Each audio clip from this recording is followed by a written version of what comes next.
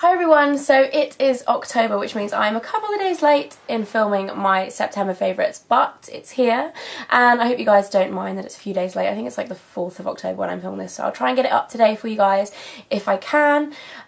Yeah, so I've been loving quite a lot of stuff this month. I've actually got a really good mixture of makeup and skincare and perfume and snacks and TV shows and everything. So first of all, for makeup, I've been loving Gemma Kid Makeup School Light as Air Foundation, and a lot of you guys have been noticing that I've been wearing this a lot, and I've been getting quite a lot of questions in the comments of my videos asking if I'll do a review of this and whether I'd like it more than my Chanel Vitalumiere Aqua.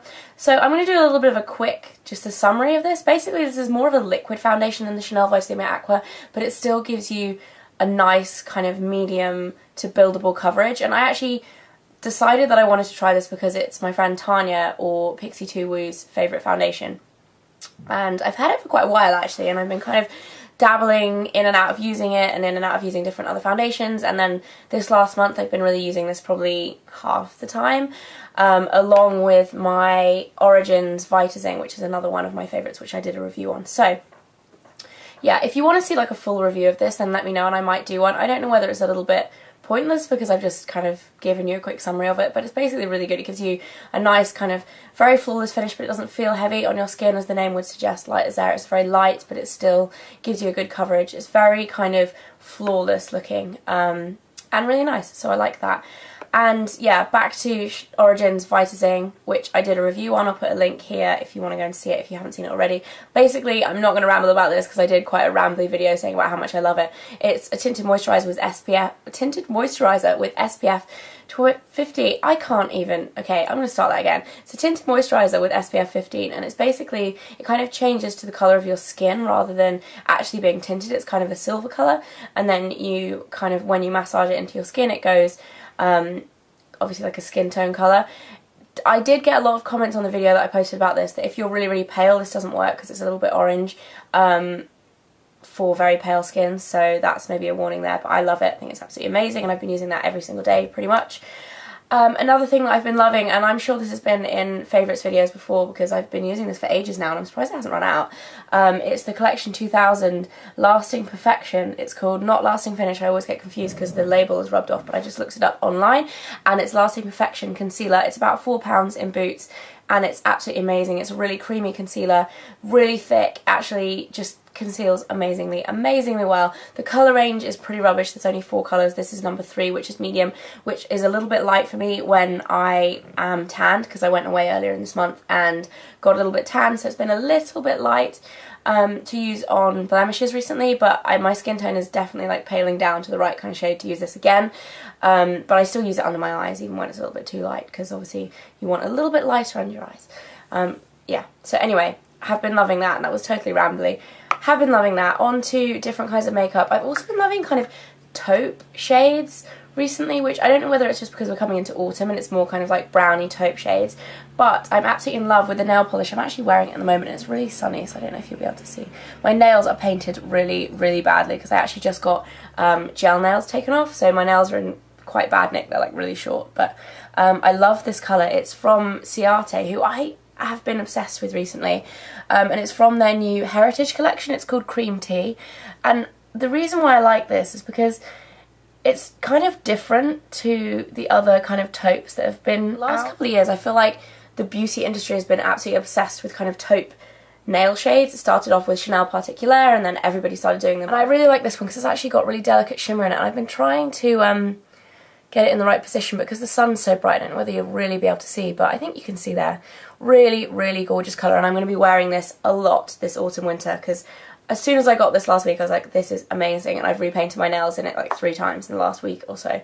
So yeah, I love that. And then I've also been loving NARS Ashes to Ashes. I've had this for absolutely ages. Ingrid, or Miss Glamorazzi, bought it for me probably nearly a year ago now, and it's just a very gorgeous kind of taupe shade. It's almost slightly, it's got like a hint of lilac to it too, but it's just really pretty, and I've been loving wearing that.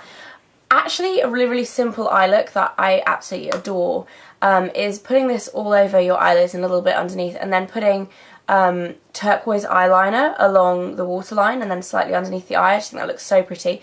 It's a real kind of contrast to the taupe, but it looks really nice. For some reason it just goes well together and I like wearing that. So yeah, NARS Ashes to Ashes. And I've got 2 lip products actually. One of them is a lipstick, and it's not so much this colour, but this Wolf's barking outside. I don't really know what she's barking at. But yeah, I've just kind of been in love with this formulation of lipsticks, and it's Chanel's Rouge Coco Shine. And this colour is Bonheur, which it's really annoying, the sunshine. I don't know whether you're going to be able to see. That's probably the best I can do. It's a really, really gorgeous kind of dark, slightly berry colour, but it's just a really kind of sheer colour. So it's, while being quite dark, it's actually also really, really easy to wear. So it's kind of good for autumn if you want to wear something a little bit darker, but if you don't want kind of to be scared of the lipstick you're wearing or whatever. So I've been absolutely loving Chanel Rouge Coco Shines, and I've got 2 others actually. In this month I've managed to acquire 3 Chanel lipsticks when I don't think I even have another Chanel lipstick. I don't think I've had one ever before. So yeah, I've also got Boy, which is a kind of natural lip colour with a little bit of shimmer, which is gorgeous as well, and Chance, which is a baby pink. And I've also put swatches on my blog. I did them quite a while ago actually. I'll put a link in the information bar below if you guys want to go and see what they look like, because they're really, really gorgeous and I love them. I've also been obsessed with Elizabeth Arden's 8 Hour Cream lip. I don't know whether it's lip protectant stick with SPF 15. And it just looks like that. It's basically just 8 Hour Cream in a stick. So it's really, really useful. I've been using it as lip balm for the last few weeks and I really love it. And it actually looks really kind of sophisticated for lip balm as well. It looks like a nice lipstick, so I love that. And then moving on to perfume, I've actually got 2 perfumes, which sounds a little bit ridiculous for 1 month. But the reason being is one is kind of like, I feel like it'll probably be a bit of a fad and I love it now, but it won't be forever. And then one is like my all-time favourite perfume ever. So the first one is the kind of faddy one probably. It's the Elie Saab Eau de Parfum, which I think I bought this at the end of last month, or maybe even the beginning of this month. I can't even remember. I think it was last month. Now being the month before last being August rather than September. I can't quite remember. Anyway, I had it in haul video, I think. Yes, I did. Pretty sure I did. Anyway, I've got the worst memory today. Sorry guys, this video is very disjointed. I've been absolutely loving this perfume. As you can see, I've used up like a third of it probably. This is the 30ml one. And I almost bought this without smelling it because I love Elie Saab so much. I love the designer so much. And I love the bottle. I was like, oh my god, I'm so excited. I really want to order it online. And then I was kind of like, that is ridiculous. So I tweeted about it and it got really mixed reviews. Like some people loved it, some people hated it. So I waited and I smelt it and I actually really loved it. So I bought it, and it's a very sweet perfume, but it's also fairly sophisticated as well. It's not sweet in the way that kind of, you know, like Britney Spears perfumes, if anyone has smelt those. They're very, very sweet and fruity. This is more kind of sugary sweet, but it's also a little bit more sophisticated than a lot of sweet perfumes. So I really, really love that, and I've been using that a lot. And the next perfume, my all-time favourite perfume kind of ever, is Jo Malone's Dark Amber and Ginger Lily. And I've spoken about it loads in the past, probably last year, because my bottle ran out at the beginning of this year, I think. So I actually heard at the beginning of summer that they were introducing the Dark Amber and Ginger Lily cologne into their permanent collection, which they did. And I didn't get it for ages, just as kind of putting it off because it's kind of expensive. Jo Malone is really expensive.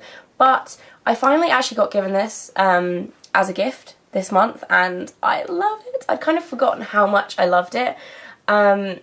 It's just amazing. It smells like, it's almost like summery, but wintry at the same time. That so doesn't make sense, but it kind of smells, like in a way, it smells a little bit like sun cream. I don't know how or why, but I think the amber makes it kind of like a little bit deeper as well. I just love this, and if you get the chance to smell this at Jo Malone anytime soon, go and smell it because it's amazing, and I'm so happy to have it in my life again because I used up the last one.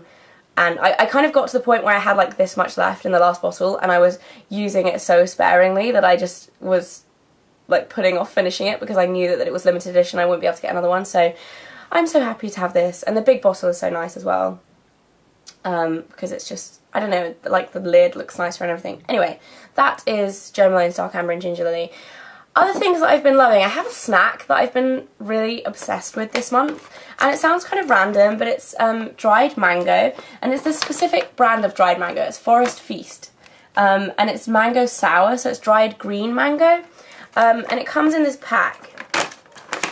And the actual mango looks like this. It kind of doesn't even really look that appealing. It's kind of like that. But it's so good.